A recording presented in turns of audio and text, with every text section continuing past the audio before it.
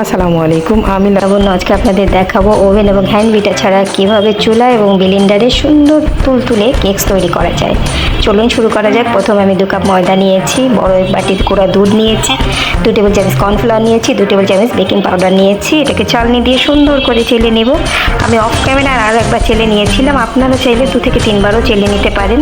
যত চালবেন ততই সফট এবং ইয়ামি কেকস তৈরি হবে, লাম্পসগুলো থাকবে না। সো এটার জন্য বারবার চালনি দিয়ে চেলে নেওয়া যেতেই পারে। তো আমি 2 থেকে 3 বার চেলে নিয়েছিলাম, অফ ক্যামেরাও চেলে নিয়েছি। সো বন্ধুরা, এবার আমি দ্বিতীয় ধাপে চলে যাব। আমি ব্লেন্ডারে 2টো কেকস তৈরি করতে আমি 2 বাটি ময়দার সাথে 6টা ডিম নিয়েছি এবং 6টা ডিম কেকের জন্য পারফেক্ট। আপনারা চাইলে 2 4টা ডিম দিয়েও 2 কাপ ময়দাতে করতে পারেন। তো আমি 6টা ডিম এখানে অ্যাড করেছি। আমি একে একে 6টা ডিম ভেঙে দিয়েছি। 6টা ডিম ভেঙে দেওয়ার পর আমি যে বাটিতে করে গুঁড়া দুধ মেপেছিলাম, সেম বাটিতে সেম মেজারমেন্টে আমি এখানে চিনি নিয়েছি। একদম সমান সমান চিনি এবং গুঁড়া দুধ, এবং এখানে আপনারা সয়াবিন তেল অ্যাড করতে পারেন, কিন্তু আমি পুরাটাই ঘি দিয়ে করেছি।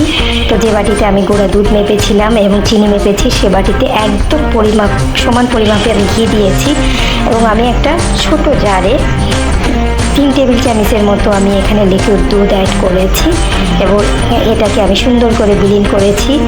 একটা সুন্দর একটা ক্রিমি একটা ভাব চলে এসেছে, তখন আমি ব্লেন্ডার অফ করেছি। আপনারা 2 মিনিট ব্লেন্ডারটা চালিয়ে সুন্দর করে করতে পারেন। তারপরে আমি ওই পেস্টটার মধ্যে সুন্দর করে আমি একটু একটু করে ময়দা আবারও চেলে নিয়েছি এবং একটু করে ময়দা অ্যাড করেছি আর প্যাচুলার দিয়ে সেটাকে সুন্দর করে আমি মিক্সড করছি। এটা যত সুন্দর করে প্যাচুলার দিয়ে মিক্সড করবেন ততই এটা স্মুথ হবে। তো আমি একটু একটু করে ময়দা অ্যাড করেছি এবং প্যাচুলার দিয়ে সুন্দর করে এটাকে আমি মিক্সড করে নিয়েছি। আমার মিক্সটা অনেক সুন্দর হয়েছিল এবং আমার কেকসটা দেখে আপনারা লাস্টে বুঝতেই পারবেন যে মাশাআল্লাহ অনেক ইয়ামি, অনেক সফট একটা কেকস আমি তৈরি করেছিলাম।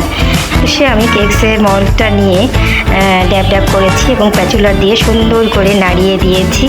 পরবর্তীতে আমি একটি পাতিলের মধ্যে একটি স্ট্যান্ড বসিয়ে কেকসের বাটিটা ওটার মধ্যে দিয়ে আমি এয়ার টাইট করে দিয়েছি যেন বাতাস প্রবেশ করতে না পারে, এবং অল্প আছে আমি এটাকে কুক করেছি। দেখুন আমার কেকটা কত সুন্দর ফুলেছে এবং খুবই ইয়ামি হয়েছিল। স্পঞ্জ কেক এত সফট হয়েছিল, এত ফুলেছিল, মাশাআল্লাহ।